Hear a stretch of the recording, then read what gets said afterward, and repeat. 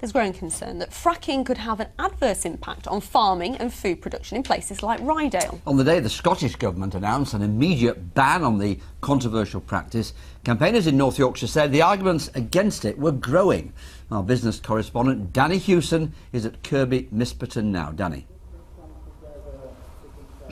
Yes, Harry. Well, as you can see, there's quite a crowd gathered behind me. What's happening at the well site is they're holding a harvest festival here. There have been lots of hymns all day. There's lots of people bringing produce, which has been grown from right around Rydale. Rydale, of course, is a fantastic area for food and food production.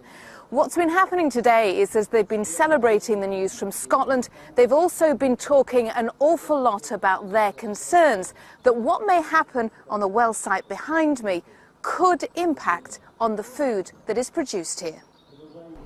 Pop into any of the new food businesses in Malton and you understand why the town has the title Yorkshire's food capital. Hard work and determination are clearly evident, local produce championed.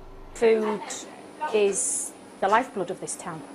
It's an old-fashioned town with a new sort of vibe going on, a foodie vibe. It's just, but yet still remains true to its roots.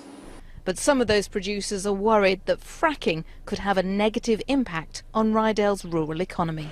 I'm worried that this area gets a reputation for fracking instead of food. This is a food-producing area. We're famous for good food. One issue of contamination would give us a really bad reputation, could poison the land forever, could contaminate our water. Regulators like the Environment Agency says they'll be monitoring carefully to make sure businesses like Matthews aren't impacted. The body that represents companies that want to carry out hydraulic fracturing says they need the chance to demonstrate it can be done safely. I think it's really important that we understand through this exploration phase what's underneath our feet. It's important to ensure that we have good regulations, which we do, and also to monitor our sites right at the start so we can actually see that the level of what we're doing has no impact at all. So, as more lorries arrive on site, that time draws ever closer. And absolutely, we are expecting that first frack since the moratorium could get underway here at Kirby Misperton within a matter of weeks.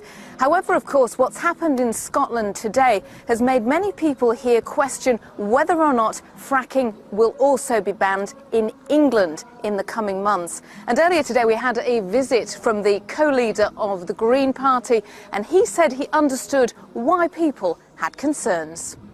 No one wants dirty food, no one wants contaminated food, they don't want contaminated water. And we know that that's what can happen. We only have to look to America to see examples of that. And the farming community, the local people here are absolutely right to be speaking very, very loudly and saying we don't want this fracking happening here, we don't want these risks to our food and to our water. Now, regulators say that with gold-plated standards, which they will have here in England, that this can be done safely. And they say that Third Energy and other companies need a chance now to go on and prove it. Protesters here hope that simply won't happen. Danny, thank you.